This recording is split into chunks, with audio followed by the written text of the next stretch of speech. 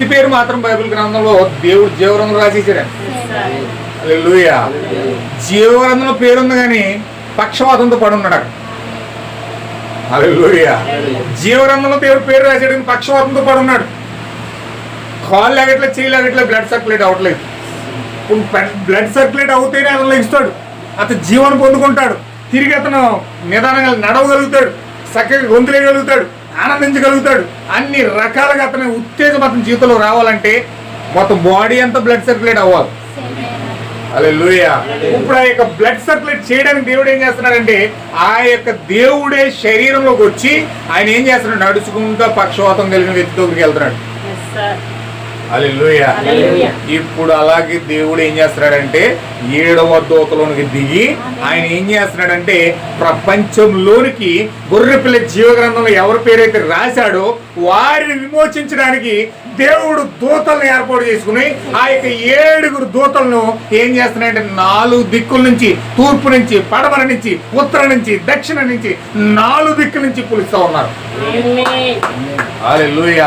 ఈ 4 దిక్కుల నుంచి దేవుడి పిల్లలు పూజ చేస్తా ఉన్నారు. ఎవరి పేరైతే గొర్రెపిల్ల జీవగ్రంథంలో రాయబడి ఉందో, ఎవరి పేరైతే దేవుడు గొర్రెపిల్ల గ్రంథంలో రాశాడో, ప్రేమించి ఎన్నుకొని వారిని జగత్పునది వేయబడక ముందు వారి యొక్క తలంపుల్లో దేవుడు ఎన్నుకున్నాడో వారిని పోగు చేయడానికి దేవుడు దూతలు పంపించి 4 దిక్కుల నుంచి పూజ చేసేస్తున్నాడు.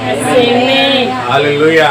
ఈ 4 దిక్కుల్లో సంఘాల్లో పక్షవాతం వచ్చేసిన సంఘాల్లో కూర్చుని వాళ్ళు ఏడుస్తున్నారు, మా విమోచన ఎప్పుడు ప్రభువా, నాకు ఎప్పుడు కాళ్ళు వస్తుంది ప్రభువా, నాకు ఎప్పుడు చేతులు వస్తాయి ప్రభువా.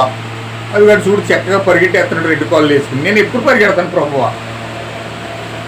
హల్లెలూయా.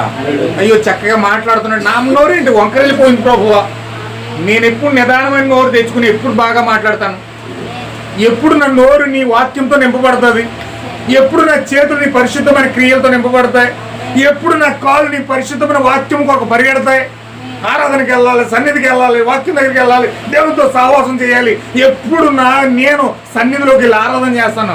ఎప్పుడు చూసిన పక్షవాతంతో ఇలాగే పడవు నా 38 సంవత్సరాల నుంచి. నాకు ఎప్పుడు ప్రభువా విమోచన. హల్లెలూయా.